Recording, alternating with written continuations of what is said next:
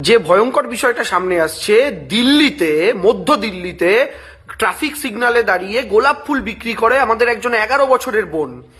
তাকে দিল্লির একজন ই রিক্সা ড্রাইভার রাস্তা থেকে কিডন্যাপ করে তাকে ধর্ষণ করে এবং অসচেতন অবস্থায় রাস্তায় ফেলে রেখে চলে যায়।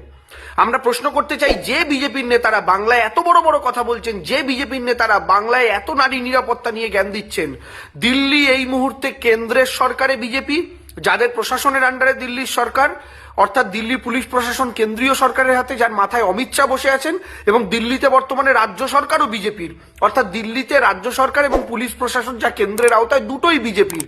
এবং দিল্লি ভারতবর্ষের রাজধানীও বটে।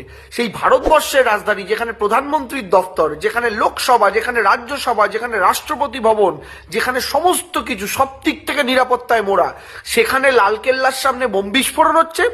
সেখানে 11 বছরের আমাদের এক বোন, এক গোলাপ বিক্রেতা বোনকে সিগন্যাল থেকে তুলে নিয়ে গিয়ে রাস্তায় কিডন্যাপ করে, ধর্ষণ করে অসচেতন অবস্থায় জঙ্গল এলাকায় ফেলেও রেখে যাচ্ছে। বিজেপি নেতারা কি উত্তর দেবেন? এই আপনাদের নারী নিরাপত্তা? আর এই জন্য আপনারা বাংলায় বলছেন যে পরিবর্তন সংকল্প যাত্রা, পরিবর্তন সংকল্প। সত্যি সত্যি এই জন্য এই পরিবর্তনটা চান বাংলায়? লজ্জা করে না?